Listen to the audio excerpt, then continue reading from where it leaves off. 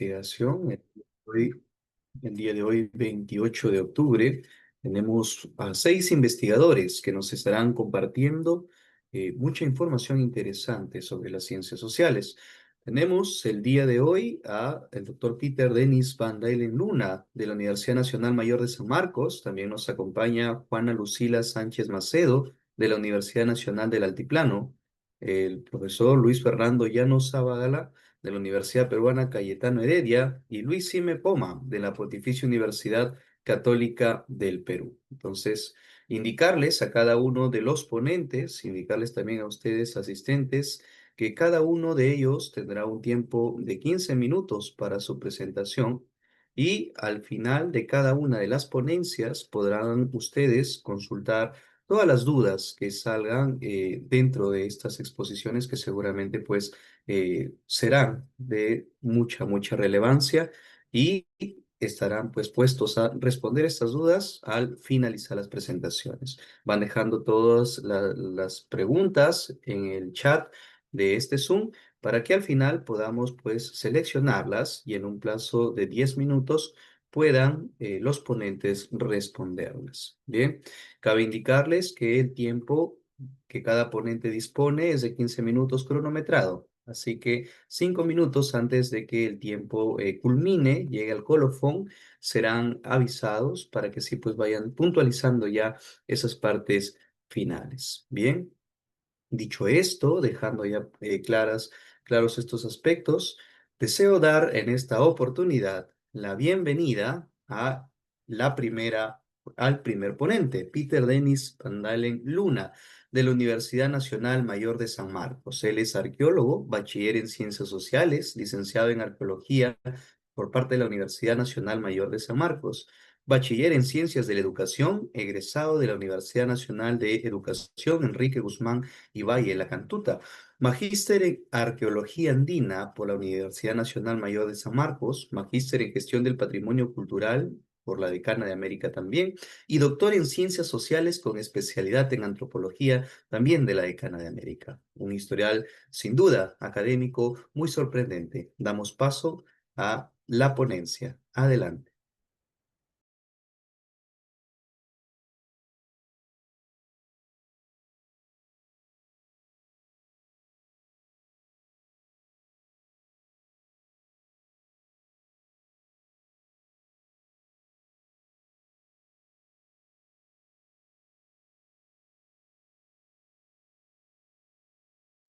Bien, muy buenas tardes. Quiero agradecer por la invitación, ¿no? Y la consideración para participar en este importante evento con esta ponencia, que es sobre las investigaciones arqueológicas que hemos venido realizando en los últimos años en el sitio arqueológico de Macatón, un sitio prehispánico tardío ubicado en el Valle de Chancay, al sur de la ciudad de Huaral. Como se puede ver, ya desde mediados del siglo pasado es un sitio muy destruido por la acción del huaqueo, por la disturbación, y actualmente se puede visualizar así, ¿no? Con arquitectura superficial que consiste en arquitectura funeraria para delimitar los diferentes espacios de enterramiento.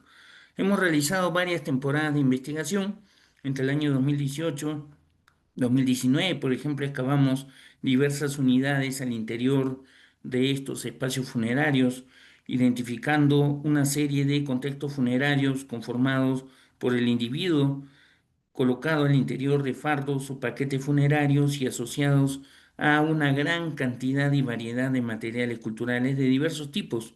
Las estructuras funerarias son también de diversas formas, de diversas profundidades y se va pues y determinando, ¿no? Cómo se va colocando el individuo al interior y la gran variedad de vasijas que contienen restos botánicos o restos comestibles al interior, ¿no? Cabe destacar la presencia de fardos con falsas cabezas, como la que vemos ahí, ¿no? Ven, este es uno de los fardos más representativos con su falsa cabeza o su representación en la parte superior. Pero también hay otros individuos que no se encuentran enfardelados, sino que se encuentran en una situación esquelética y también asociados a diversos tipos de materiales, incluyendo algunos adornos metálicos, ¿no? Cabe destacar la presencia de camélidos, principalmente llamas que han sido sacrificadas al interior de las estructuras funerarias. Veas ahí también otra tumba, ¿no? Conteniendo una gran variedad de vasijas, principalmente decoradas del estilo Chancay negro sobre blanco. Las estructuras funerarias pueden ser de diversas formas, de diversos tipos y diversos tamaños también, ¿no?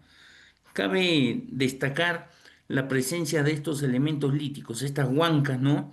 Que sirven como marcadores para identificar la ubicación de estas estructuras funerarias, ¿no? Este justamente es el fardo de mayores dimensiones, de mayor complejidad, que vamos a ver más adelante en el proceso de desfardelamiento, cuáles son los componentes que presenta, ¿no? Miren, ve, esta unidad número 5 se destaca por la presencia de vasijas con representaciones antropomorfas escultóricas, ¿no? Este personaje que tiene ese, parece que fuera un cazador, ¿no? Está llevando como una especie de porra o guerrero, ¿no? Que está llevando hacia el lado del hombro, ¿no?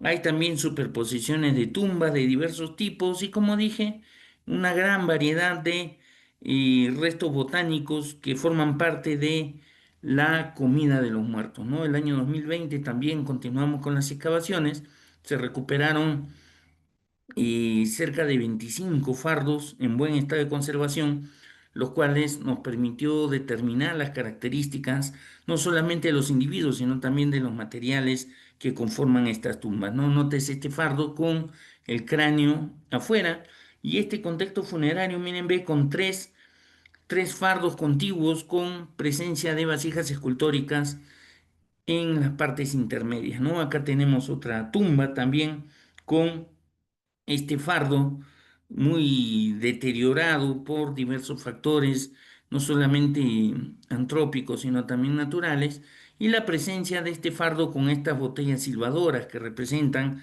la clara influencia norteña. Acá tenemos a otro personaje, también con una serie de, en situación esquelética, con una serie de adornos metálicos, orejeras, y prendedores, entre otros, y también con asociación de algunos instrumentos musicales como flautas, ¿no? En esta otra unidad también se encontraba asociado este vaso metálico y esta botella de doble cuerpo de clara influencia norteña. La presencia de figurinas antropomorfas cerámicas, también conocidas como cuchimilcos, que se han encontrado al interior de las estructuras funerarias en una posición escénica, ¿no? Representando justamente ese proceso mortuorio, ¿no? De previa al enterramiento que corresponde a las exequias, ¿no? En esta unidad número 11 también podemos observar otra serie de individuos, ¿no? Que están asociados a diferentes vasijas escultóricas, miren, ve, las llamadas chinas, ¿no? En la temporada 2023 también realizamos la excavación de numerosos contextos funerarios, destacando una tumba de casi 6 metros de profundidad, ¿no? En cuyo fondo se encontró a un personaje de alto estatus que se trataría de un pescador, ¿no? Que se trataría de un curaca, ¿no? Que dirigía justamente a las poblaciones dedicadas a la pesca, ¿no? Se han encontrado diversos materiales, diversos componentes alrededor de los fardos y también la presencia de vasijas de gran tamaño, ¿no? Estas especies de tinajas de gran tamaño que están conteniendo el interior restos humanos, no se trata de colectivos funerarios. Pues bien, acá tenemos la vista de otras estructuras funerarias y también la gran diversidad de materiales escultóricos representativos y así conopas que se han encontrado al interior. Pues bien, luego de recuperar estos materiales de campo, han sido sometidos a análisis en laboratorio y en gabinete, ¿no? Se han realizado el análisis de desenfardelamiento utilizando el método de las unidades estratigráficas o método Harris. Se han identificado nuevas prácticas funerarias que no se conocían para esta sociedad, como esta que le hemos llamado la posición del loto, ¿no? Con las piernas dobladas hacia adentro y los pies torcidos, ¿no? Este es el gran fardo, ¿se acuerdan que lo hemos visto hace un momento? Con su falsa cabeza, con gran volumetría, y luego de retirar una serie de capas textiles en la parte externa. Identificamos al individuo en esta posición y en esta situación con una lámina metálica de plata cubriendo la cara, pero también con presencia de brazaletes, tupus y láminas en media luna, ¿no? Acá tenemos al individuo, luego de retirar las diversas coberturas textiles, presentaba la cara pintada con cinabrio y acá los elementos metálicos, ¿no? Que formaban parte de los adornos mortuorios. La falsa cabeza, por su parte, también fue desenfardelada. Se identificó luego de retirar este tejido que vemos ahí, conocido como gasa, es un tejido translúcido, la presencia de un yautu de plata en la frente y tenía pintado las representaciones de los ojos, la nariz y la boca, ¿no? Se retiraron una serie de textiles hasta llegar a la matriz que correspondía a una capa de algodón, ¿no? En cuanto a las enfermedades que presentaba este personaje, presentaba fracturas compresivas, se han identificado diversos desgastes en los bordes de los cóndilos, en el fémur derecho, artrosis en las articulaciones y su caracterización es que se trata de una mujer de 35 a 45 años de edad, envuelta con más de 40 textiles finos, su rostro estaba pintado con cinabrio y se encontraron diversos instrumentos textiles al interior, así como elementos metálicos ornamentales, ¿no? Elaborados en plata, brazaletes, láminas en media luna y una lámina rectangular que le cubría el rostro, ¿no? La falsa cabeza estaba conformada por 7 textiles, ¿no? 5 de ellos son gasas muy finas, decoradas, y la representación de ojos, nariz y boca. Este personaje tenía artritis en las articulaciones, principalmente en las rodillas y en los codos, ¿no? Lo que evidencia que desarrollaba actividades laborales por mucho tiempo en posición arrodillada y moviendo los brazos, ¿no? Lo que es una práctica muy común para las personas dedicadas a la textilería. Se han identificado mafarros, los cuales también han sido desenfardelados, han sido analizados, ¿no? Y todos estos individuos han sido también caracterizados, ¿no? Hemos identificado algunos agricultores, pescadores, tejedoras, pero también algunas personas dedicadas a la actividad artesanal, ¿no? A la elaboración de cerámica y a la elaboración de algunos ornamentos metálicos, ¿no?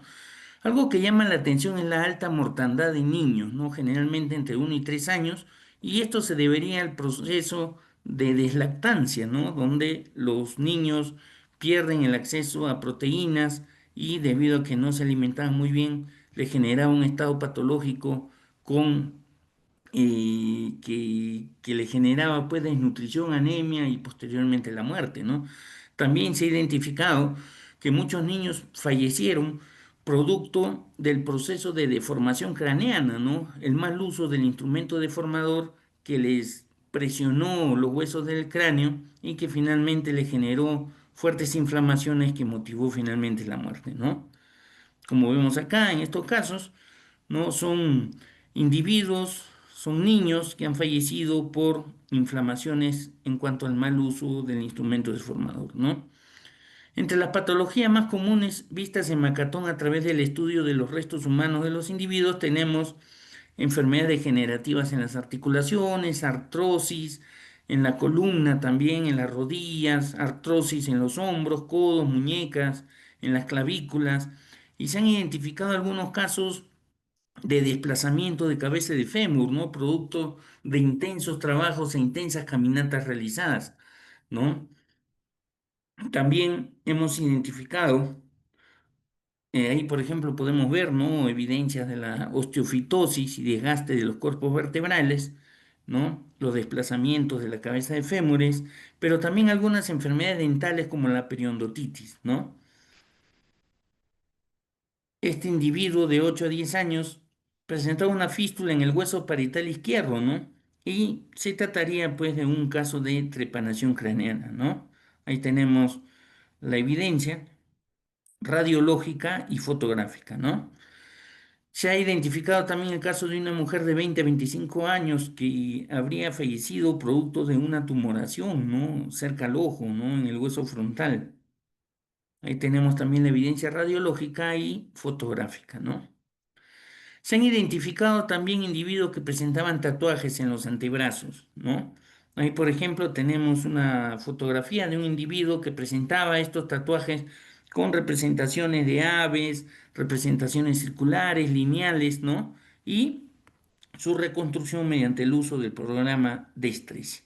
Cinco La minutos. cerámica que se ha encontrado al interior de las tumbas es muy cuantiosa, predominantemente del estilo Chancay, en su tipo negro sobre blanco. Hay cántaros, ollas de diversos tipos, vasos, cuencos, entre otros, ¿no? Cabe destacar la gran cantidad de cántaros antropomorfos que se encontraron al interior de las tumbas, las llamadas chinas, que son esas vasijas con representaciones de las caras humanas, ¿no? En el gollete de la misma, y hay de diversos tipos y diferentes variedades, ¿no?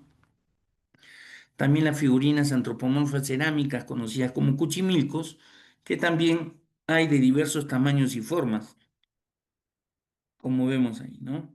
Algunos se encuentran adosados y aplicados, ¿no? Como aplicaciones dentro de las vasijas y los cántaros, ¿no? Figurinas zoomorfas, sillas con opas, con representaciones de cánidos, de camélidos, de aves, que se han encontrado también al interior de las tumbas, ¿no?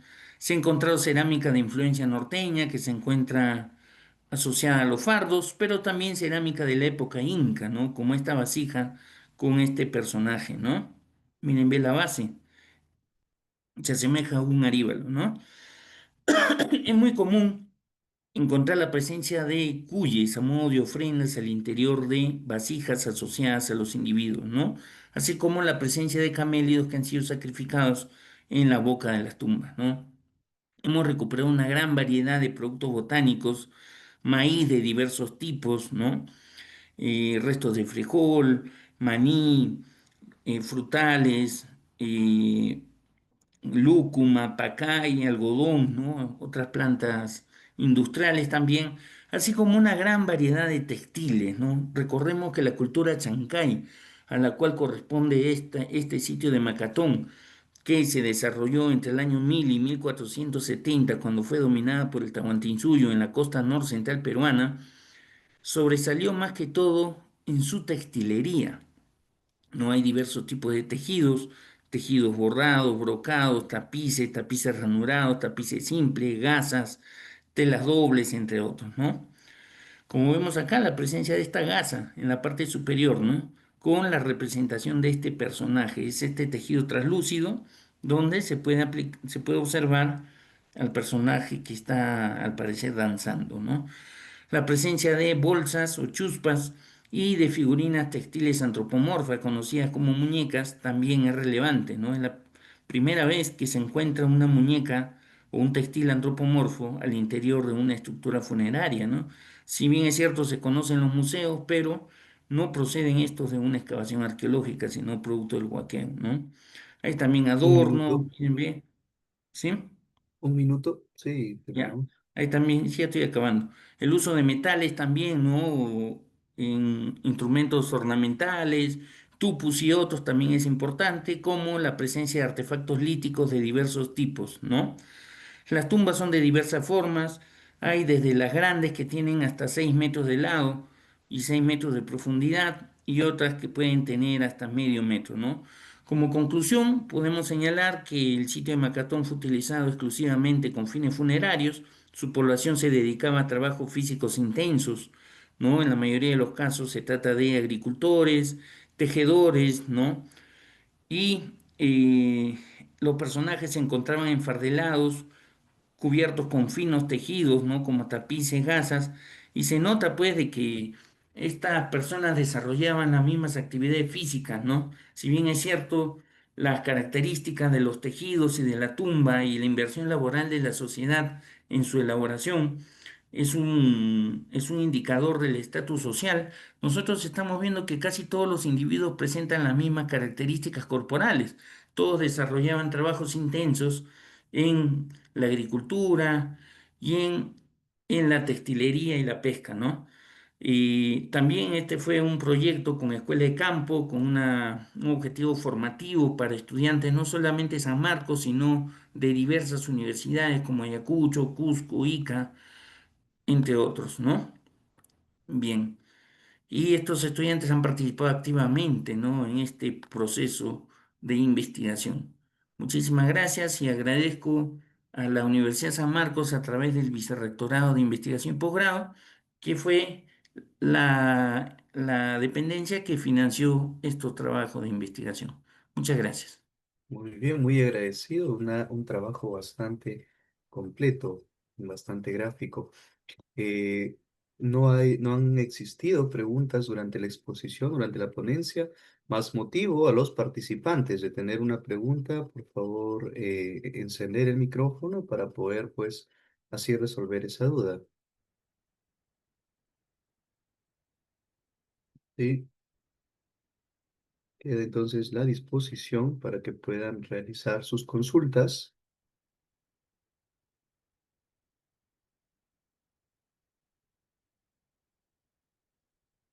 Bien, de no ser el caso, pasaríamos a la siguiente ponencia. Muchas gracias, doctor. Ha sido una buena Gracias. exposición, fue muy buena exposición. Muchas gracias, doctor Van Dalen.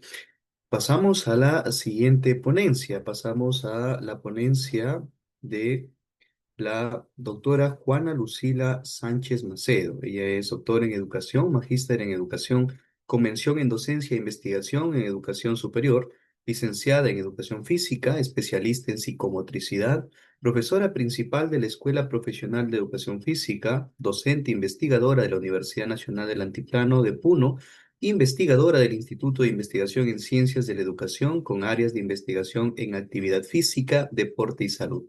Principalmente se centra en el crecimiento físico, desarrollo motor y psicomotricidad. El día de hoy, pues, le damos la ponencia. Adelante, doctora Sánchez. Ya. Muy buenas tardes a todos los presentes en esta sala.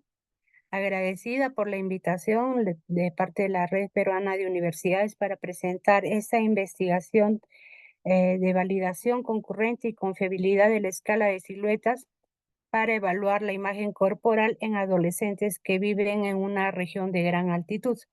Esta investigación la he dirigido en el año 2023 y ha sido, hemos participado con otros docentes como coautores, el doctor José Fuentes de la Escuela de Educación Física, la doctora Claudia Villegas de la Escuela Profesión de Nutrición Humana, la doctora Kelly Ayala de Educación Inicial. Esto como parte de un proyecto que fue financiado con el contrato 073 del Vicerrectorado de Investigación de la Universidad Nacional del Altiplano, a la cual expresamos nuestro agradecimiento. Vamos a ver durante la presentación la introducción, objetivos, metodología y los resultados que se han encontrado en esta investigación. A nivel mundial, la Organización Mundial de la Salud en el año 2023 advierte que los problemas de salud que están atravesando los adolescentes se agravan por una insatisfacción corporal y una exposición digital. También en un informe posterior en el año 2024 confirma que las chicas reportan más presión estética y preocupación corporal al que los varones. A nivel de Latinoamérica, Duno y colaboradores mencionan que la insatisfacción corporal afecta a más del 50% de los adolescentes latinoamericanos con un predominio del sexo femenino. También existe un patrón ideal de delgadez en las mujeres y un ideal de musculatura en hombres, cuyo patrón sigue siendo dominante. A nivel nacional, Lima tiene más del 45% de adolescentes que presentan una insatisfacción corporal e intentan modificar su cuerpo con dietas y ejercicio excesivo.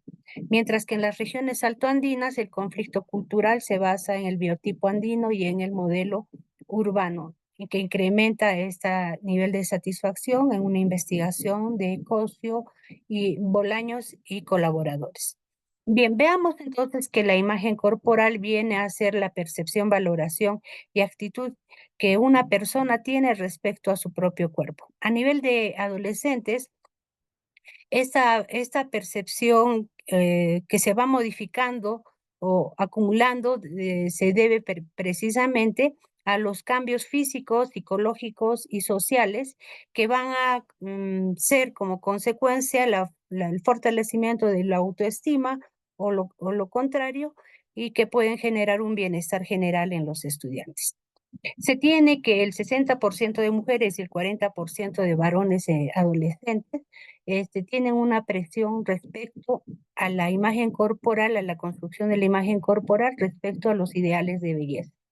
Estos ideales de belleza se ven influenciados por los medios de comunicación y las redes sociales.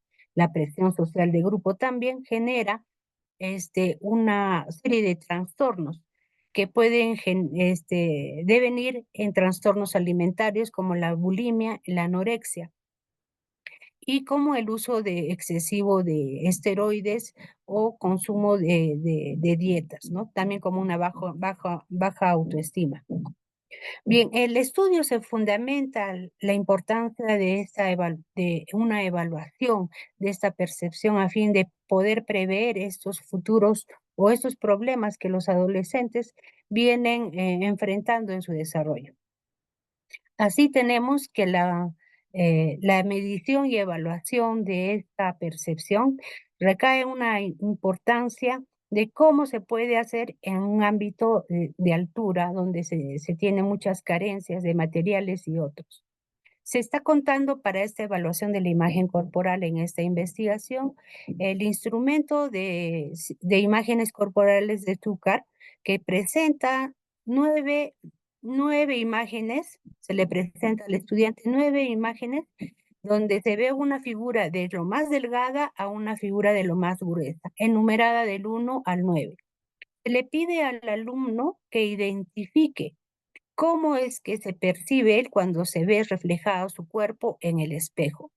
Y el alumno tiene que identificar el número con el cual se siente identificado. Esta evaluación da como resultado la percepción corporal respecto a su forma y tamaño que tiene el adolescente. Pero posteriormente se le pide también el ideal, ¿no? Se le pide con cuál de estas figuras te sentirías más identificado o quisieras verte reflejado en el espejo. Y eso corresponde a la atracción corporal, que el alumno puede identificar una figura diferente a la que inicialmente ha encontrado o puede ser la misma figura demostrando la satisfacción respecto a su percepción corporal. Esta es una medición subjetiva.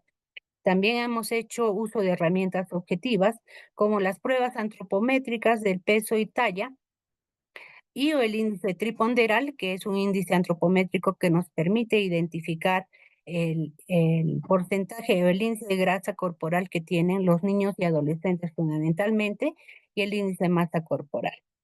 Bien, en este estudio se pretende verificar la validez y la confiabilidad de la escala de siluetas de Stuttgart para evaluar la autopercepción de la imagen corporal en adolescentes que viven en una región de gran altitud. La metodología corresponde a un enfoque cuantitativo, un método no experimental, un diseño descriptivo transversal cuyas técnicas y procedimientos se han basado en el método de siluetas de Stuttgart y las mediciones antropométricas en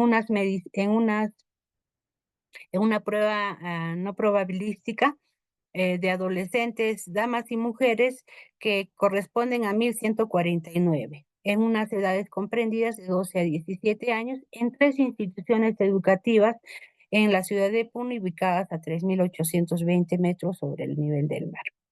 La metodología utilizada en este estudio, son las siluetas de Stuttgart, que hemos visto, son 9 siluetas. La primera silueta refleja la delgadez, que equivale a un índice de masa corporal inferior a 18,5, y la silueta 2 al 4, que indica el peso normal, que corresponde a un índice de masa corporal de 18,5 a inferior a 25. La silueta 5 corresponde a identificar un sobrepeso y con un índice de masa corporal igual o menor a 25 y menor de 30. Y las siluetas de 6 a 9 reflejan la obesidad con un índice de masa corporal superior o igual a 30. Los índices antropométricos utilizados han sido el índice de masa corporal y el índice triponderal, que significa la división del peso entre la talla al cuadrado y al cubos respectivamente. Los resultados que nos indican. Las características antropométricas que los varones presentan mayor peso en relación a las mujeres, con un promedio de peso de 55,5 en relación a 54 el promedio de las mujeres. En la talla, los varones tienen un promedio de 163,2 centímetros en relación a 154,7 de las mujeres. Mientras tanto, el promedio, las mujeres tienen mayor incidencia en los índices de masa corporal y el índice triponderal, con un 22,5% en relación al 20,8% de los varones en el índice de masa corporal y el índice de triponderal de 14,6 a 12,8. En la percepción de la imagen corporal, los valores van hacia figuras más grandes en las mujeres que en los varones. También tenemos se hizo una correlación entre las escalas de siluetas corporales con los índices antropométricos, y ahí se observa que, a medida que aumentan los valores del índice de masa corporal y el índice triponderal, también se incrementa el tamaño corporal de las estudiantes con un mayor índice de relación, ¿no? Con 0,56 y 0,52 respectivamente en relación al índice de masa corporal de los varones de 0,47 y el índice triponderal de 0,34 en varones. Se hizo un gráfico de Blandal-Matt para ver la concordancia de la prueba y la reprueba, porque en la evaluación de la prueba de Stuttgart se hizo inicialmente una prueba y se hizo una reprueba 7 días posteriores para verificar la concordancia entre la prueba de inicio y la prueba de salida.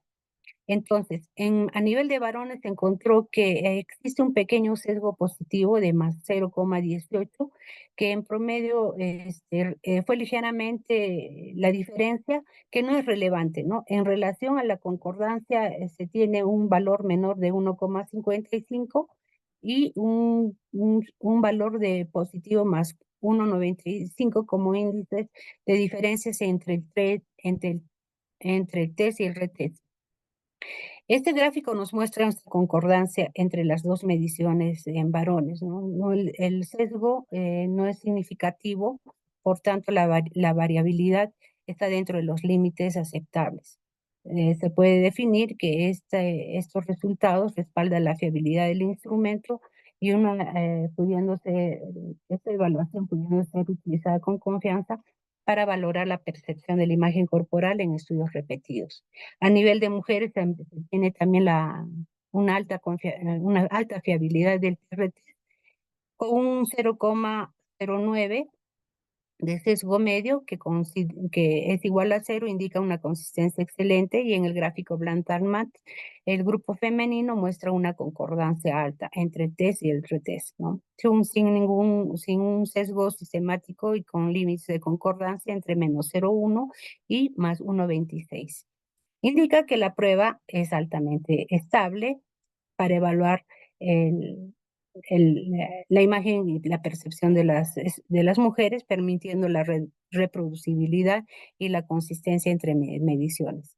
En ambos sexos nos dice que el sesgo medio es de 0,11 y nos confirma que este promedio también son las diferencias tanto entre el test y el retest son mínimas. Los límites de concordancia de 0,11 son estrechos y nos indica que la distribución simétrica de los puntos nos indica que no existe una diferencia mayor, ¿no? Por lo tanto, es una consistencia que nos va a permitir evaluar los resultados y que se muestran con una alta fiabilidad tanto en el test y el retest.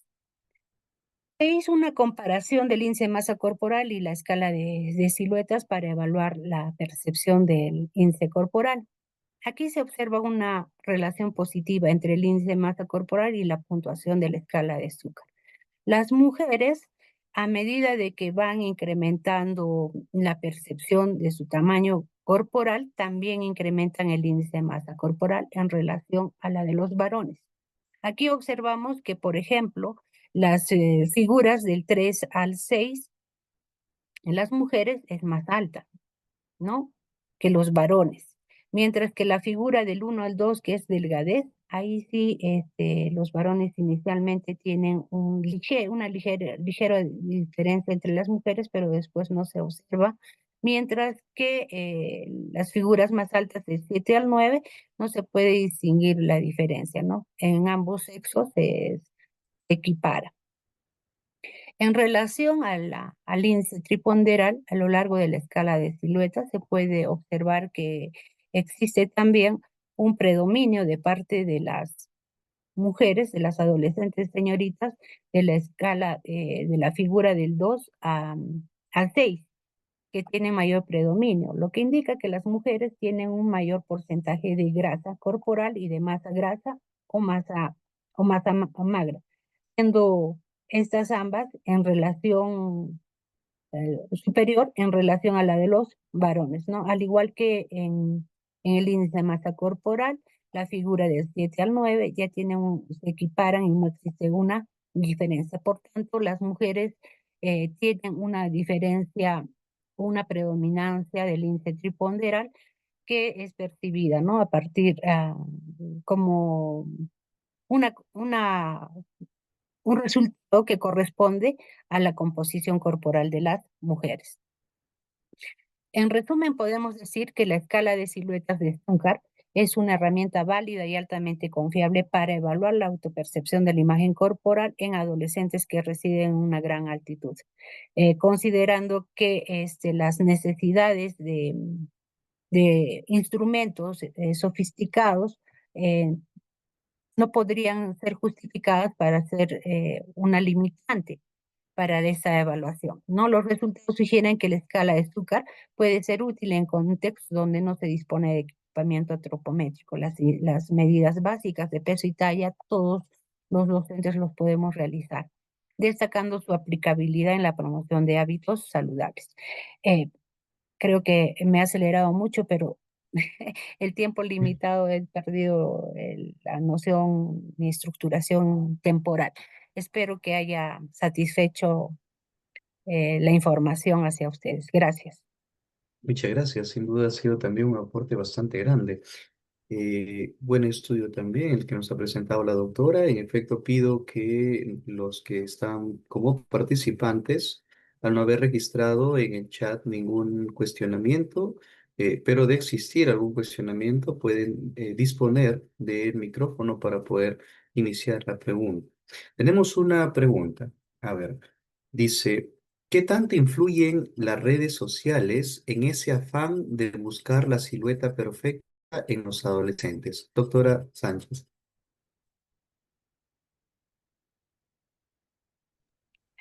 Miren, en un mundo globalizado y con una gran influencia en las redes sociales, sobre todo en los adolescentes, es muy fuerte la influencia que tienen los medios de comunicación, sobre todo las redes sociales. Todos los jóvenes están con el celular, el móvil en la mano y siempre están en el afán de buscar la aceptación social y la aceptación de grupo. Y a veces los comentarios que se hacen en las redes sociales no miden consecuencias respecto a la emotividad o consecuencias que puede tener en la persona a la cual se están refiriendo o si está siendo atacada, porque finalmente las expresiones en redes sociales se pueden considerar como una agresión y una agresión directa a la persona, ¿no? Esto ha venido en consecuencias de muchos suicidios mm, en parte de los adolescentes, porque la aceptación de grupo es más influenciada.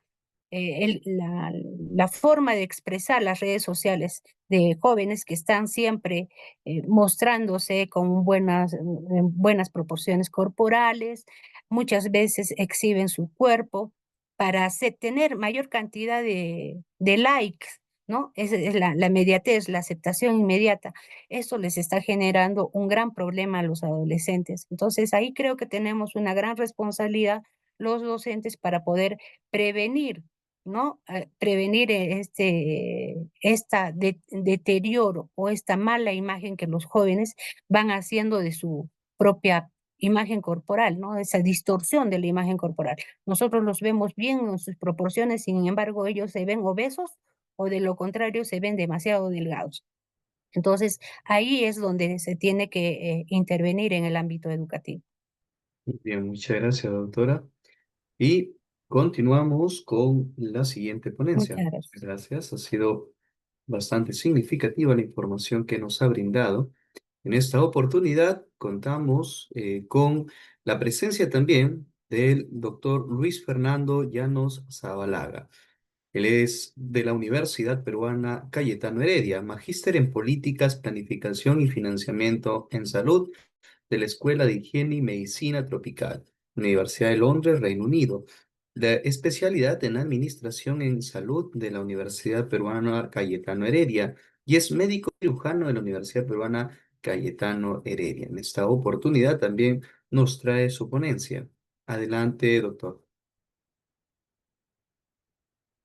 Muchas gracias.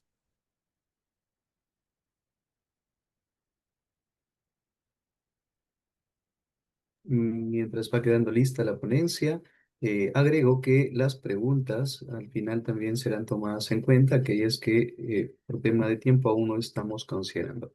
Adelante, doctor. Muy buenas tardes. Ok, buenas tardes con todos. Gracias por esta oportunidad de presentar la experiencia de una parte de una investigación que tiene que ver con el sistema de referencias y contrarreferencias digital que viene implementando el Ministerio de Salud desde hace varios años. Y lo que queremos narrar es un poco la experiencia justo en el proceso de implementación previo a la pandemia y lo que ocurrió dentro de la pandemia y cuáles han sido las reacciones de los burócratas de la calle en ese contexto. Para ello, esta presentación consta de estos siguientes puntos y vamos a centrarnos en la introducción en dos puntos centrales. El primero, qué cosa es un burócrata en la calle. En el fondo es un burócrata en la calle, nace de una teoría desarrollada por Michael Lipsky hace más de 50 años sobre el rol y los dilemas en la gestión pública y en la política pública que cumplen las personas que están en contacto con el usuario final. ¿Ok? En el argumento de que el rol que cumple esa persona con el usuario final es llamado un burócrata de la calle, ¿ok? Tienen el proceso denominaciones tales como profesionales burócratas de la calle, que es un poco lo que vamos a describir con la experiencia de esta investigación, y tiene otros desarrollos en el campo de la gestión, donde se ha invertido la pirámide y donde se da más peso, por ejemplo, en los espacios en los espacios de hotelería, a que la persona que entra en contacto con el cliente que viene a tratar de recibir una habitación en un hotel, esa persona tenga mayor empoderamiento y mayor derecho. O sea, y entonces hay en este espacio de discusión, incluso en algunos espacios académicos, sobre si el término burócrata desde la calle termina siendo una suerte de peyorativo de la relación, cosa que no era el espíritu de Lipsky en un primer momento. Y entonces, estas características del burócrata en la calle incluyen, como ya decía, la interacción con los ciudadanos, usuarios o clientes, un espacio donde la persona toma decisiones, se llama discrecionalidad en la práctica o discrecionalidad de la toma de decisiones, condiciones de trabajo con recursos limitados, que tiene que ver con las características de los sistemas públicos a nivel mundial, un espacio donde va a depender de si tiene más o menos autonomía operativa, donde ellos hacen interpretaciones de las políticas en todos los espacios, incluyendo los espacios académicos, donde hay gestión del conflicto y mediación social, donde hay un impacto simbólico y político en la relación y donde todos los burócratas de la calle, y los docentes somos burócratas de la calle, tenemos dilemas éticos y dilemas emocionales en esa relación. ¿Ok? Eso por un lado. Por otro lado, tenemos el sistema de referencia y contrarreferencia. Teóricamente, la finalidad de un sistema de referencia y contrarreferencia es brindar atención oportuna, de calidad y que garantice la continuidad de atención del usuario en beneficio de la salud del cliente.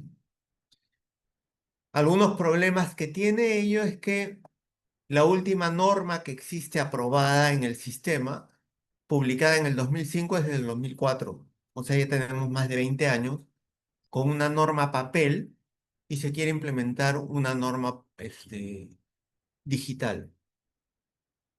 En la práctica, esta propuesta digital se empezó a implementar en el 2014 en las regiones, en algunas regiones del país, y recién se empezó a implementar en Lima en el año 2018. Este estudio lo estamos haciendo en la DIR Lima Norte y justamente por ser una norma bastante antigua, sigue un proceso de referencia ascendente. ¿Qué cosa es eso? En el discurso, la referencia empieza en el primer nivel y sube. Y entonces alguna vez conversando el tema es, ¿y qué pasa si una persona llega porque tiene un cuadro de emergencia al hospital? ¿Ok? Y lo atienden por ser una emergencia en el hospital.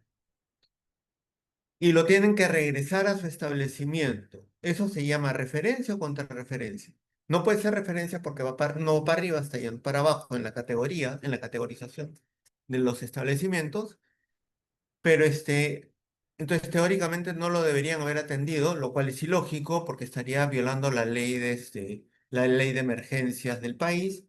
Y entonces hay todo un ruido en esta lógica de referencia ascendente. ¿Ok?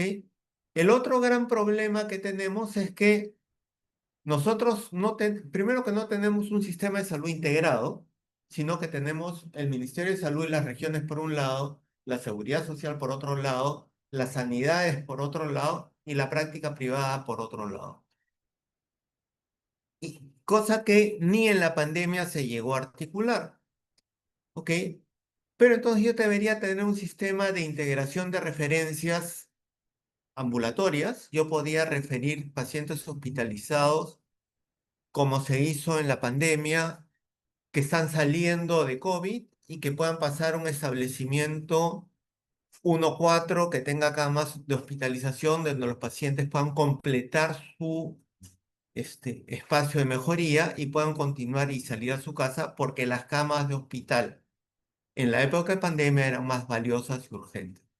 Y la hospitalización de emergencia. Entonces, en esos dos sistemas, o en esos dos temas, ¿cómo funciona el sistema de referencia y contrarreferencia en el 2021? Porque han habido cambios y siguen habiendo cambios en el tiempo. El primer tema que hay que considerar para describir el proceso es que el sistema de referencia y contrarreferencia forma parte de la historia clínica. Y entonces, un gran problema es que si no tienes historia clínica electrónica, ¿cómo tienes un sistema de referencia y contrarreferencia electrónico? No tiene lógica. Pero así funcionamos.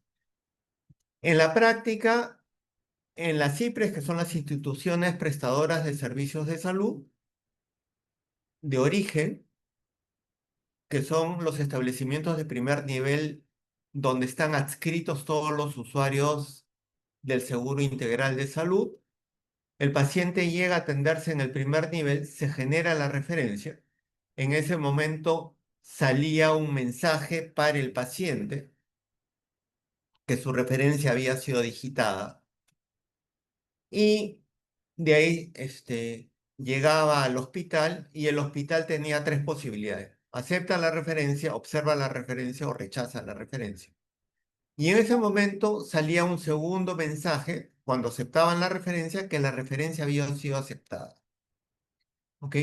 De ahí ya había todo un tiempo donde se programaba la cita y le llegaba otro mensaje de texto, un SMS, al paciente donde se le decía que su cita era para el día X, cualquiera sea el día que correspondía. El paciente debía acudir a su referencia, y el paciente podía ser dentro del hospital atendido y hacerse una interconsulta con otra subespecialidad, o se hacía la contrarreferencia de cualquiera de los dos espacios y regresaba a su IPRES de origen. ¿Ok? Esa era un poco la lógica inicial. ¿Qué cosa pasó en algún momento durante la pandemia? En algún momento antes de la pandemia, el Ministerio de Salud, que financiaba todo el sistema, dejó de pagar el sistema de telefonía y dejaron de llegar mensajes, los SMS, que son estas estrellitas graficadas. ¿Ok? ¿Qué cosa pasó con eso? Que el hospital, en la práctica, en lugar de tener 30% de personas que no asistían porque los tiempos de aprobación se demoraban, ah, llegaron a atender hasta el 70%. Entonces tenías a los médicos que supuestamente podían atender, pero el consultorio estaba vacío. ¿Ok? ¿Eso por qué es importante? Porque al hospital le pagan por paciente atendido, mientras que en el primer nivel te pagan por la cantidad de población que está adscrita a tu sistema. ¿Ok? ¿Qué otro elemento es importante tener en cuenta? Es que para eso tú tienes que tener un equipamiento adecuado tanto en el primer nivel como en los hospitales. Debes tener la cantidad de recursos humanos adecuada, de manera que puedas programar de manera adecuada los turnos. Debes tener una cartera de servicios clara. Debes tener una relación de diagnósticos que justifiquen la referencia. Y debe haber disponibilidad de medicamentos. Y algo de eso vamos a hablar como parte de los resultados. ¿Ok? Entonces, en ese contexto, el objetivo del estudio era entender cuál era el rol que cumplían los burócratas de la calle para implementar el sistema, para operacionalizarlo, y cómo de distintas maneras, a veces en beneficio del paciente, a veces en contra del paciente, le sacaban la vuelta a la norma o cumplían la norma. ¿Ok? Ese es un Doctor, estudio 5 minutos. cualitativo, exploratorio, donde se recoge información, y voy a correr con la información. Lo primero es que la ausencia normativa hace que la práctica discrecional sea mayor, y entonces, por un lado, el personal se quejaba de que era burocrático, de que no estaba alineado en resultados, de que no puede ser que el sistema dependa de un órgano de apoyo, que es la Oficina General de Tecnología e Información de los establecimientos, que debería existir integración entre referencias ambulatorias de emergencia y hospitalización, etc. ¿Qué otra cosa se encontró? Es que la gente no estaba satisfecha con el sistema porque les parecía muy burocrático, no era fácil llenar porque si te equivocabas y tratabas de borrar, se te borraba todo y tenías que empezar de nuevo. Y considerando que el ancho de banda en los establecimientos de salud es un ancho de banda social, o sea, es un ancho de banda bien bajo, casi que el de una casa, ¿ok? La calidad y la velocidad a la que se mueve el sistema es más lenta. Y así como reconocen esas prácticas negativas, había un aspecto positivo porque se considera que eso debería ahorrar tiempo y que eso debería generar una política de cero papel. ¿Ok? Sin embargo, se sumaban espacios donde el burócrata de la calle se quejaba de que ellos tenían que lidiar con los pacientes. ¿Por qué? Porque no había campañas comunicacionales. Hasta la fecha no ha habido en Lima Metropolitana una campaña comunicacional, nunca, donde le expliquen a la población en general que para tus referencias ya no te tienen que dar un papel, ya la referencia viaja en forma digital. ¿Ok? Y entonces eran los propios burócratas de la calle que tenían que lidiar con los pacientes para explicarles, más allá de las molestias que eso les generaba y la desconfianza propia del sistema público que tienen los pacientes sobre el sistema de salud público. ¿Ok? ¿Qué otra cosa había? Es que como parte de las actividades, nosotros coordinábamos entre la DIR y los hospitales y las CIPRES del primer nivel, y pese a los acuerdos, algunos trabajadores simplemente hacían caso omiso a los acuerdos, sea porque el médico jefe del hospital o de la CIPRES no les avisaba a los trabajadores o no había comunicación, y por lo tanto los trabajadores hacían lo que querían. Un ejemplo de ello es que si yo soy un paciente y necesito ir al cardiólogo, necesito ir al endocrinólogo y necesito ir al dermatólogo porque tengo pie diabético y tengo hipertensión, la norma no te dice cuántas referencias tienes que hacer. Tienes que hacer uno o tienes que hacer tres. Y se acordó para aliviar el tema que se hiciera una referencia, ¿ok? Eso que se acordó simplemente duró 15 días y de ahí se dejó de cumplir, ¿ok? Que es un poco lo que estamos contando. Pero habían otros temas. La norma establece que solo refieres a tu ámbito de jurisdicción. Entonces, los pacientes de Lima Norte solo se refieren a Lima Norte. Pero si yo tengo un paciente pediátrico que necesito referirlo al Hospital del Niño, tenía que ir al Hospital Cayetano. Perdón, si estoy en el 1-2, tengo que ir del 1-2 al 1-4, del 1-4 al Hospital Cayetano, y recién el Hospital Cayetano lo refiere al Hospital del Niño, que no corresponde a su jurisdicción. Eso genera un montón de malestar en los papás de los niños, en los propios niños y en el personal en general, porque no tiene mucha lógica que lo estén refiriendo a cada rato con cosas que no tienen valor agregado. ¿Ok? Otro tema era cómo eran las referencias entre pares, entre establecimientos 1-4 o las referencias hacia abajo, dejando en cuenta que los centros comunitarios de salud mental, que son para la atención de pacientes con problemas de salud mental, empezaron a aparecer en el 2018, y por categoría son 1-3, y eso no está normado, no está pauteado. Y el otro tema era, antes de que existiera el sistema, si yo estoy en el 1-2 y necesito un examen de laboratorio, lo mando al 1-4 con un papelito, porque así lo mandaba. Iban con el papelito y lo atendían. ¿Ok? Ahora tenían que hacer la referencia. Y entonces había todo un espacio de desconfianza por ahí y resistencia a la gente. Pero yo siempre le he mandado con papelito, o siempre me mandan con papelito. ¿Por qué me tienen que mandar ahora de otra forma? Tanto los pacientes como los burócratas de la calle. Doctor, vamos terminando. Ok. ah, Otra de las cosas que hubo era hubo que en algún momento esta norma se fue cambiando y se empezó a referir a los pacientes de manera rápida, en el sentido de que solo podían referirse de los 1-4 al hospital. ¿Ok? Cuando eso pasa, todos los pacientes llegan a los 1-4. Y entonces todos los pacientes que llegan a los 1-4, lo que hacen es le quitan el espacio a los pacientes que corresponden al ámbito donde está el establecimiento 1-4. Y entonces eso hace que, como está resaltado acá, muchos de los pacientes se refieran o la atención de ellos sea diferida, o sea, sea retrasada. Entonces, voy a correr contra el tiempo, hay temas de capacitación, hay un conflicto que es el tema importante a resaltar acá, donde, y voy a usar términos psicológicos, hay el locus de control, donde el primer nivel le echa la culpa al hospital y el hospital le echa la culpa al primer nivel. El que termina pagando los platos rotos es el paciente. ¿Ok?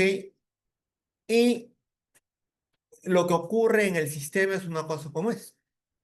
O sea, tenemos un centralismo donde el ministerio dirige, pero no hay gobernanza. Tenemos desconocimiento y malestar de los usuarios.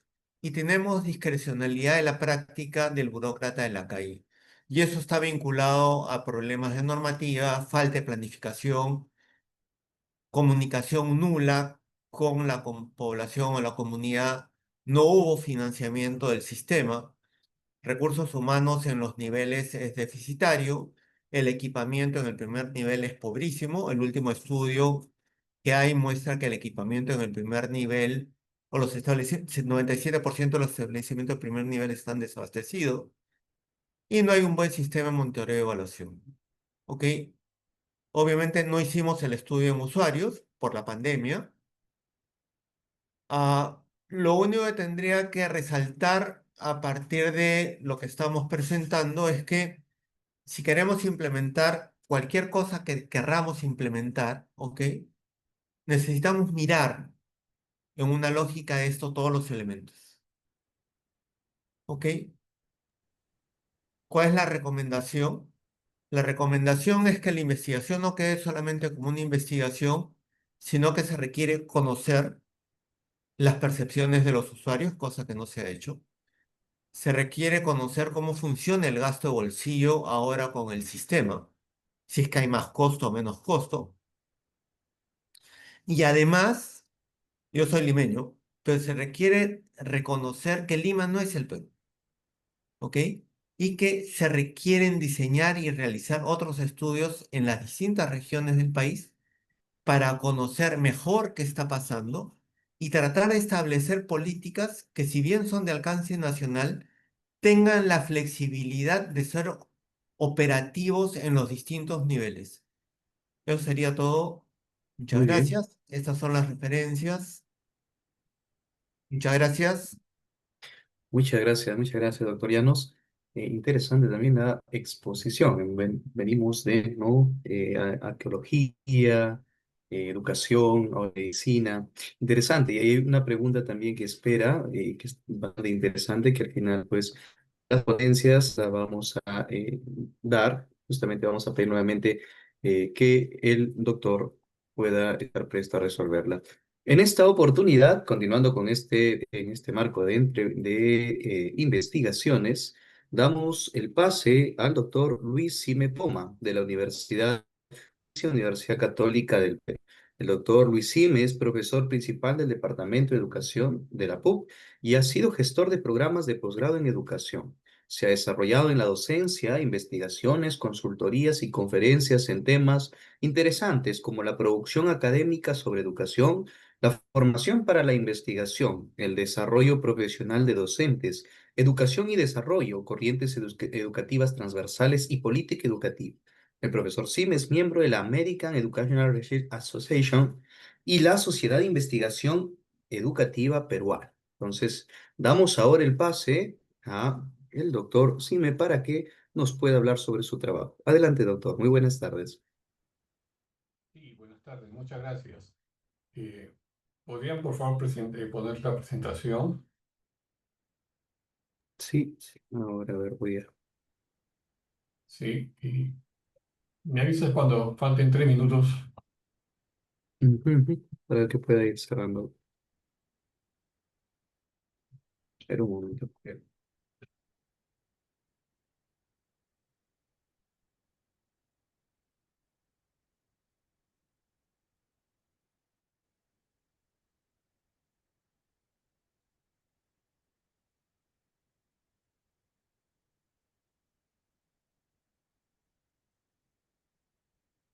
Adelante, doctor.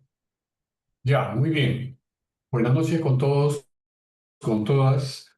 Un gusto estar aquí en este evento que nos permite compartir de manera muy multidisciplinaria nuestros estudios, nuestros avances, que son de diversas disciplinas y con diferentes enfoques epistemológicos, metodológicos, y eso nos enriquece y nos da cuenta, pues, de la pluralidad que estamos acumulando en nuestras universidades respecto al campo de la investigación. Yo hago un giro bien diferente a las presentaciones tan interesantes de los colegas que me han antecedido y voy a presentar un tema, se han escuchado mi CV, tiene que ver mucho con mi experiencia, ¿no? Mi experiencia en el campo de los posgrados en educación. He tenido cargos y actualmente soy el director de un doctorado en ciencia de la educación aquí en la Pontificia Universidad Católica del Perú. Entonces, el tema que voy a compartir tiene mucho que ver con esa parte de mi trayectoria y en especial por todo lo que significan las tesis de posgrado, ¿verdad? Entonces, como sabemos, en las tesis y en los artículos también hay una parte, una sección o un capítulo dedicado a la discusión de resultados, ¿no? Entonces, sobre eso va a versar mi presentación. ¿Continuamos? Sí. Entonces, este trabajo tiene como finalidad valorar la discusión de resultados como una de las partes relevantes de las tesis, especialmente en los doctorados en educación y, por supuesto, en otros doctorados también, ¿no? Y que represente el desarrollo de una de las competencias investigativas de alta complejidad por parte del estudiante, ¿no? Hacer la discusión no es lo mismo que hacer la introducción, no es lo mismo que hacer el marco teórico, no es lo mismo que hacer el marco metodológico. Entonces, o la parte de discusión de presentación de resultados. Entonces, esta tiene otra característica, ¿no? Y es una competencia de alta complejidad, ¿no?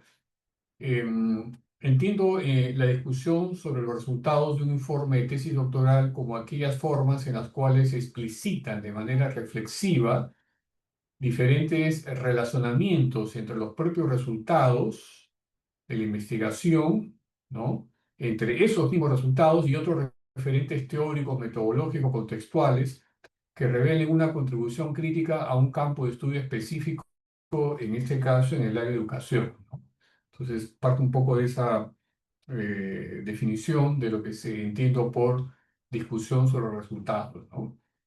Podemos ver que existe una línea de investigación aún escasa sobre, sobre las tesis doctorales en cuanto a lo que es esta sección de discusión, ¿no?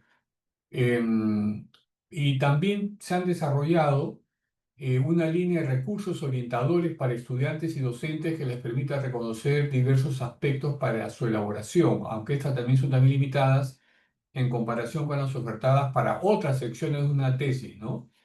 Podemos ver actualmente que hay muchos manuales, muchos textos que permiten dar cuenta de cómo, por ejemplo, se hace una revisión de literatura o cómo es que se puede aplicar un método, ¿no? En cambio, para la sección o el capítulo de discusión, ahí vamos a encontrar menos recursos de prescripción orientadores, ¿no? Entonces tenemos esa característica, ¿verdad? Seguimos, por favor.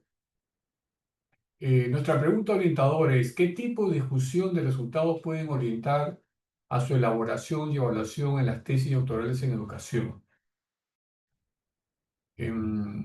Y esto lo que voy a presentar entonces es una sistematización del proceso de construcción de una tipología, ¿no? Y la propuesta de 4 tipos de discusión, ¿no? Que viene al final, ¿verdad? ¿No? Y esto significa que son esfuerzos por contar con recursos de orientación para la discusión que han de ser concebidos como parte de una pedagogía doctoral, ¿no? Podemos hablar de pedagogía universitaria, para sobre todo pregrado, para pedagogía escolar, para la educación básica, pero poco hemos trabajado lo que es una pedagogía doctoral, cómo formamos investigadores con criterio pedagógico, con recursos, creando ecosistemas que permitan a ese investigador en formación culminar de manera satisfactoria su proceso formativo, ¿no? Entonces, por ahí va un poco esto. Hay varios autores que ya trabajan el tema de pedagogía doctoral, al cual yo hago referencias también, ¿no? Muy bien, sí. En mi marco referencial parte de reconocer que pues la discusión, la cápita de la discusión es parte de una tradición ya en la elaboración de artículos de investigación, ¿no? Y que fue muy afirmado por estas siglas, ¿no? Que es el IMRD, con lo cual se legitimó la discusión como parte de la estructura de la publicación de artículos en la cual hay una introducción, hay métodos, hay resultados y una discusión, ¿verdad? ¿No? Aunque hay por ahí discrepancias para las investigaciones cualitativas y es la mejor estructura, ¿no? Existen en tesis doctorales variedad de estructuras, ¿no? Pero en la mayoría de ellas se exige incluir contenido de discusión de resultados, ¿no? Dentro de esta línea de estudios referidos se ubican aquellos centrados en las tesis doctorales vinculadas al área de educación, ¿no?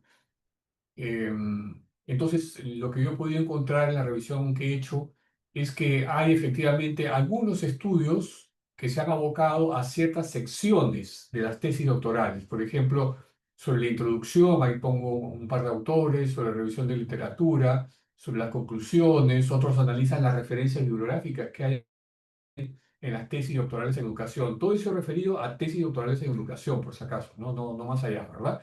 Entonces son algunos que han podido indagar sobre eso, ¿no? Pero la parte de discusión, o como también algunos le llaman interpretación de los resultados, son pocos los estudios, ¿no? Y entonces, y lo que hay son más de tendencia de análisis cienciométrico, lingüístico, ¿no? En el Perú solamente encontré 2 estudios que se abocaron de manera más puntual a trabajar el tema de la discusión o varios aspectos de la tesis y ahí incorporaron también puntualmente un análisis del componente de la discusión, ¿no? ¿Seguimos? ¿Seguimos, por favor? Sí. Y como dije en la introducción, hay una línea de publicaciones más prescriptiva, más a nivel de recursos didácticos o de orientación para iniciar estudiantes o para poder ayudar a los que escriben tesis o artículos, ¿no? Entonces ahí el APA, por ejemplo, tiene un dispositivo ahí que ayuda a eso.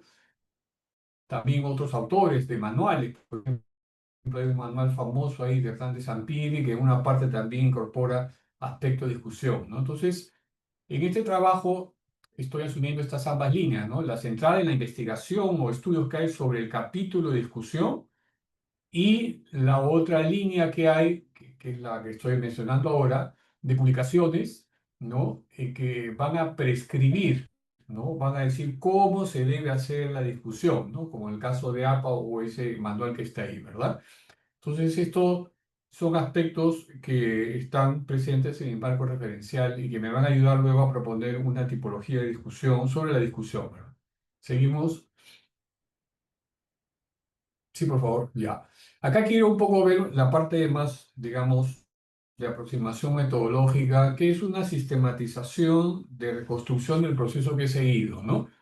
Entonces, he seguido 3 tipos de aportaciones para ir construyendo emergentemente, inductivamente, una propuesta de tipología y discusión, ¿no? Primero, la experiencia previa en el propio programa de doctorado, donde yo enseño. Es un programa que se fundó en el año 2010, o sea que tenemos ya una experiencia donde tenemos, por supuesto, un seminario dedicado a trabajar el tema de la discusión, ¿no?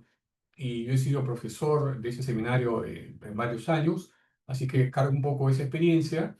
Y fruto de esa reflexión casuística es que aquí he podido yo ir identificando 1, 2, 3, 4 problemas que existen respecto a lo que es la discusión, ¿verdad? Que ahí los enuncio, ¿no?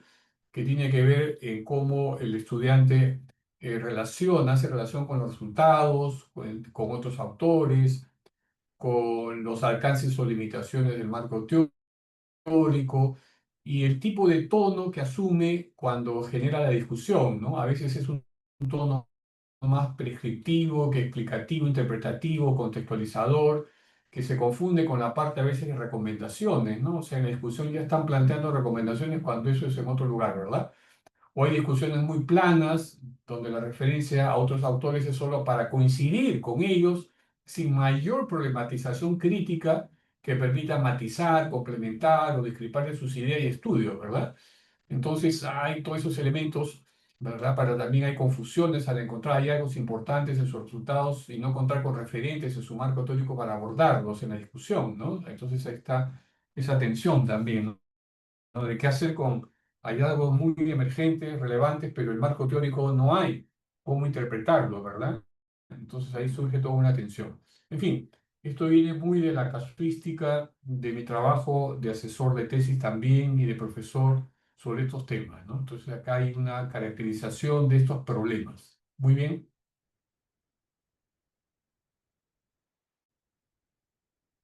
Sí, una segunda contribución fue pues la lectura de sistemáticas de estudios, manuales y otros textos vinculados a los cuales se refería al inicio, ¿no? Como el APA y otra serie de instituciones que de alguna manera han señalado algunas prescripciones o estudios, como repito, ya los he señalado, ¿no? Una tercera aproximación ha sido la lectura sistemática y crítica de 10 tesis de graduados del programa doctoral donde yo trabajo y otras 15 tesis doctorales en educación de otras universidades peruanas y extranjeras de forma aleatoria, ¿verdad? Entonces registré una base de datos, aspectos como la denominación y ubicación de la discusión, cómo denominan la discusión, porque no todos la denominan de la misma manera, la ubicación, dónde la ubican dentro de la estructura de la tesis, la extensión de esa parte y qué tipos de discusión estaban ahí desarrollando, ¿verdad? Entonces triangulé un poco esas tres aproximaciones, la más casuística, la de literatura que existe y esta ya de un análisis más propiamente dicho de algunas tesis, ¿verdad? Me permitió entonces plantear esta tipología, ¿verdad?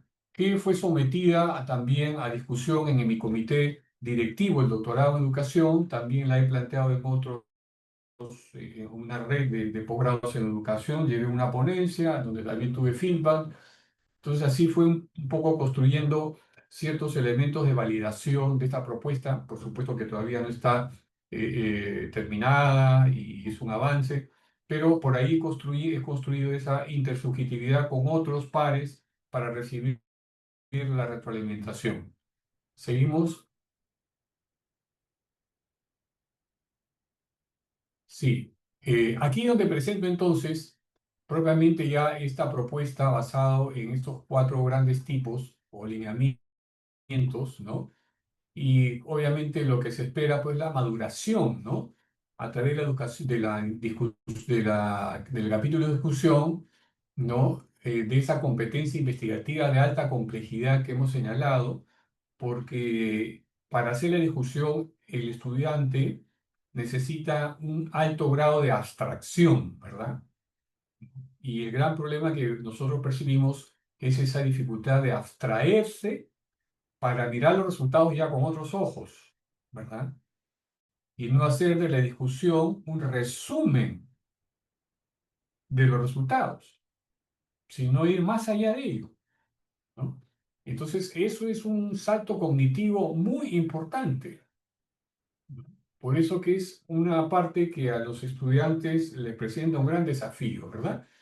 Para proponer ese diálogo crítico y riguroso de sus resultados con diversos referentes.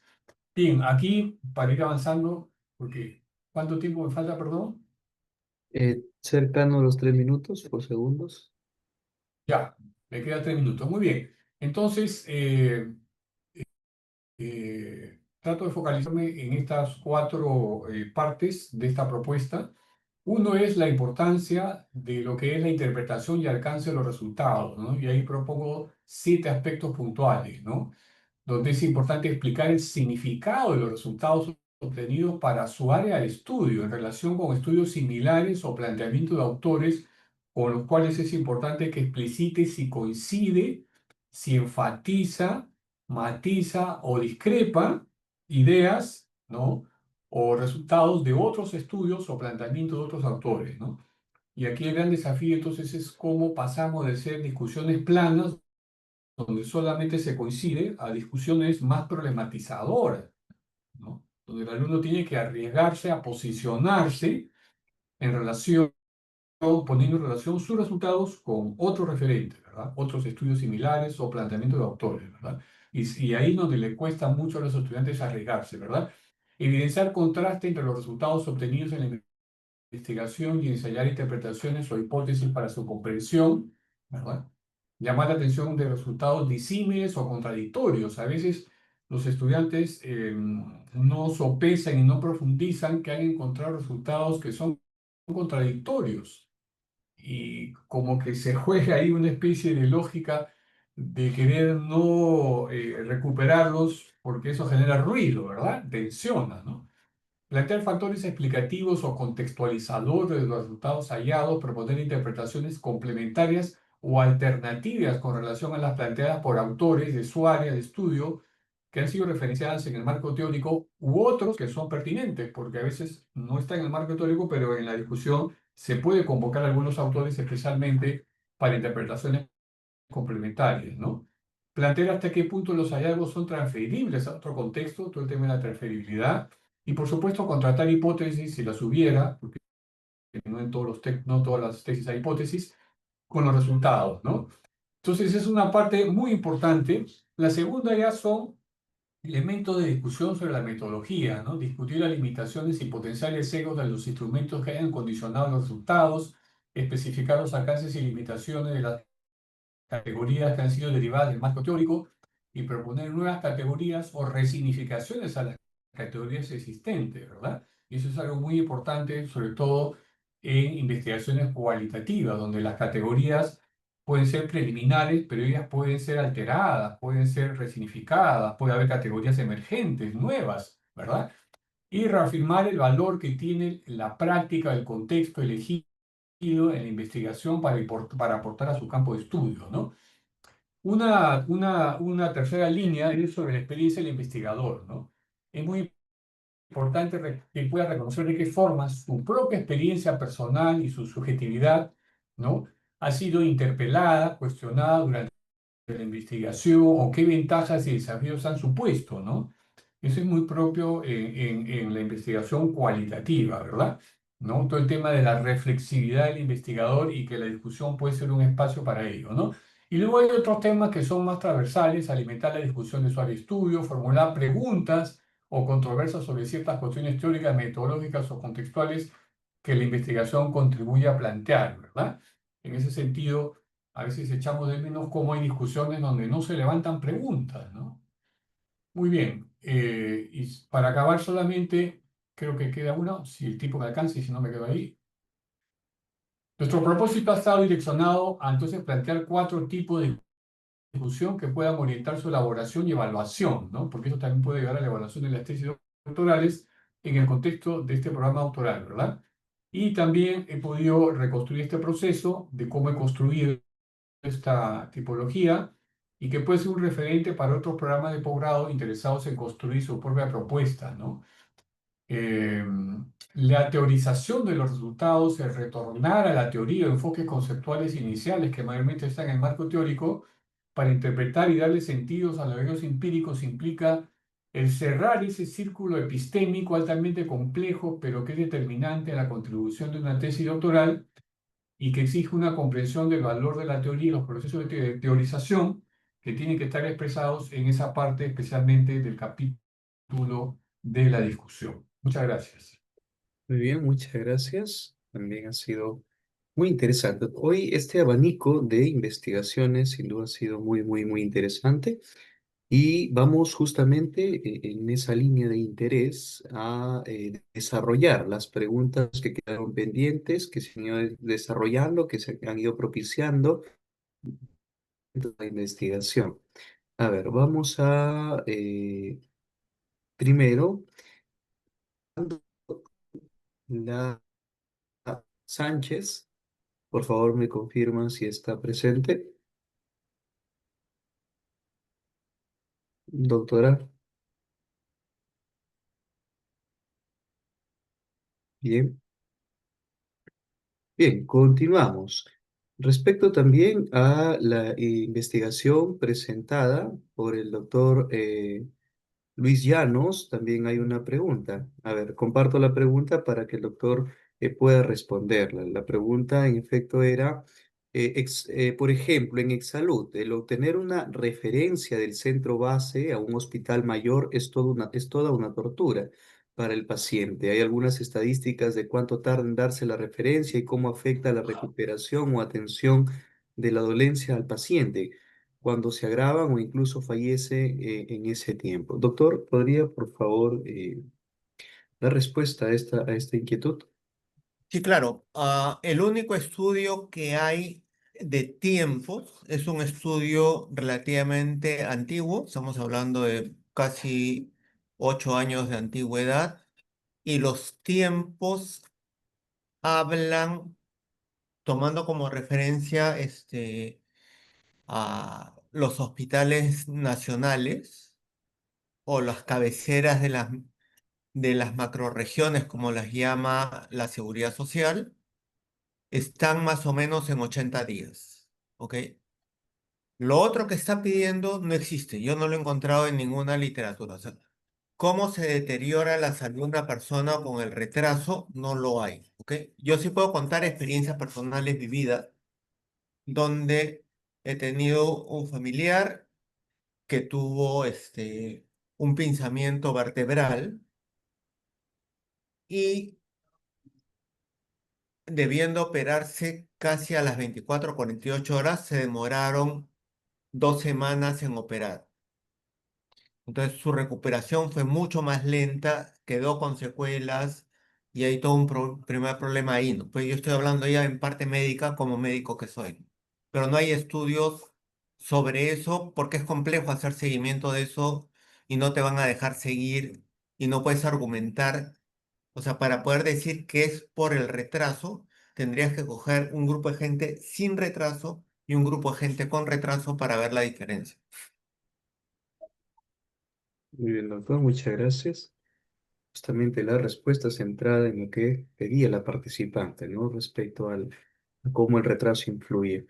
Y asertiva también la respuesta del doctor. También tenemos la siguiente pregunta, en esta oportunidad diseñada para el investigador Luis Sime.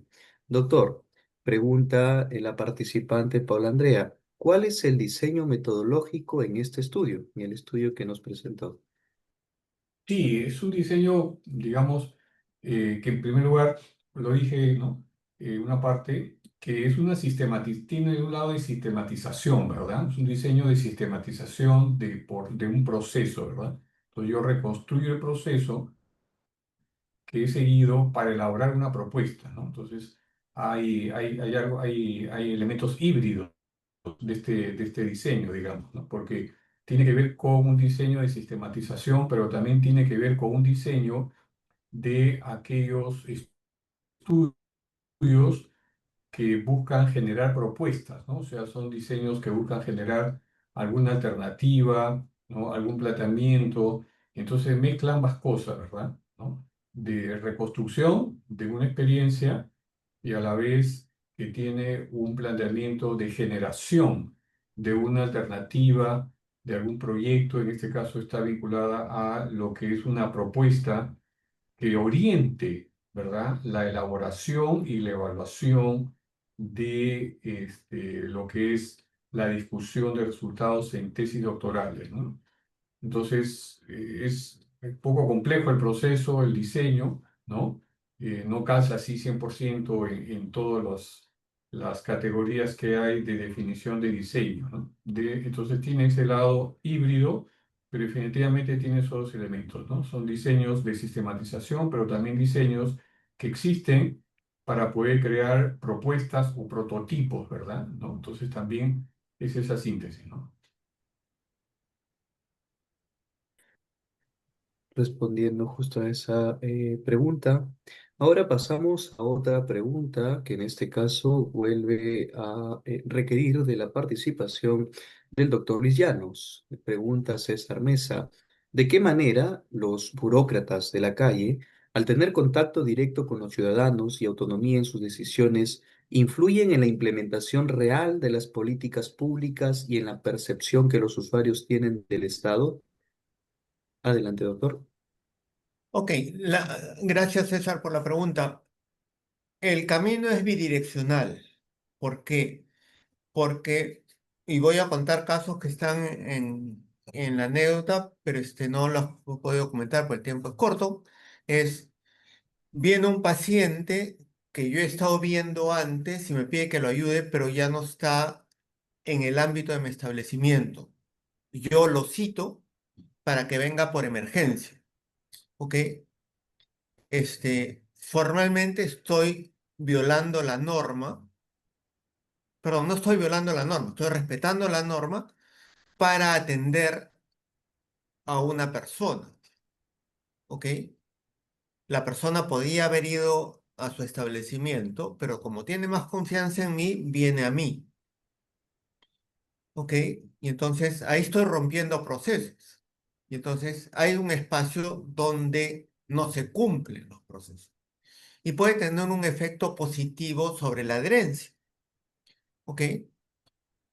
Por otro lado, para poner ejemplos concretos, en algunos momentos, en algunos hospitales, empezaron a exigir pese a que la política de la referencia digital era cero papel, que yo, paciente, vaya con mi hoja de referencia al hospital. Entonces, los pacientes tenían que regresar del hospital al establecimiento de salud, pedir su hoja y con su hoja ir al hospital. ¿Ok? Y entonces, ahí, ojo que tienes la interacción de dos burócratas de la calle, el burócrata de la calle del primer nivel y el burócrata de la calle del hospital, donde tienes conflicto entre dos burócratas de la calle, donde cada uno está jalando, como se dice popularmente, agua para su molino. Entonces, en lugar de reconocer que yo me he equivocado, le echo la culpa al otro. Eso en psicología lo llaman locus de control interno y locus de control externo. Muy bien, No muchas sé si es que eso gracias. aclara la pregunta. Sí, sí, interesante la nominación burócratas de la calle. En efecto, creo yo, ha podido responder a este cuestionamiento. Muy bien, no registramos ya ninguna otra pregunta en el chat, más es de aclarar en esta oportunidad por la insistencia del cuestionamiento del registrar la asistencia. Se les ha compartido a todos que para las mesas de investigación de la tarde la asistencia se registrará automáticamente en el reporte de Zoom y se va a validar justamente el reporte de Zoom. No es necesario completar ningún formulario adicional. ¿Sí? El comunicado para todos. Recordamos, estimados participantes, que para validar la asistencia vamos a basarnos en el reporte Zoom y se otorgará constancia como participante con al menos el 30% de asistencia, que son 15 actividades. El registro de asistencia se habilitará al cierre de cada sesión. Muy bien, igual se van a compartir en, se le va a compartir en el chat también de este grupo para que puedan consultar los números, para que puedan consultar sobre su asistencia. Muy bien. Pues hemos llegado a esta parte final como tal, y pues agradecemos a cada uno de ustedes, agradecemos a cada uno de los participantes y sobre todo agradecemos a los ponentes que con su expertise, con su investigación, han sumado muchísimo al conocimiento que hoy pues cada uno de nosotros vino a buscar y en efecto va muy cargado de este. Muchas gracias, investigadores, muchas gracias por sus aportes, por sus investigaciones, por su tiempo y pues que siga las investigaciones por el bien y el crecimiento y desarrollo de nuestro país. Muchas gracias. Quizá algunas palabras finales, cada uno de ustedes, para poder ya ir finalizando la reunión. Sí, muchas gracias, ¿no? Por la invitación, por haberme permitido participar y es un honor estar junto a los colegas que me han acompañado en esta sala. Muchas gracias a todos. Permítame también expresar mi agradecimiento por la invitación. Esto permite que el conocimiento se siga socializando y nos enteremos en qué estamos, cómo vamos avanzando. Que sigan otras, que haya nuevas oportunidades para volver a encontrarnos. Muchas gracias. Y de mi parte, muchas gracias con todos. Creo que es una excelente oportunidad de ir creando redes de apoyos en investigación y creo que es importante por el bien del país que cada vez visibilicemos más las investigaciones que se hacen en los distintos ámbitos.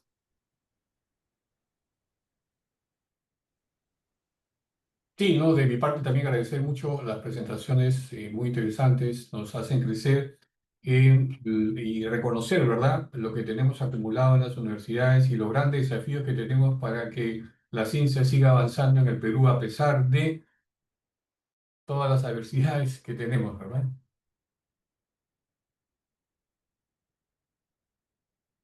Muy bien. Nos despedimos. Gracias a todos por haber estado presentes el día de hoy. Esta ha sido la sexta semana de investigación 2025 de la Red Peruana de Universidades. Muchas gracias a todos por su participación.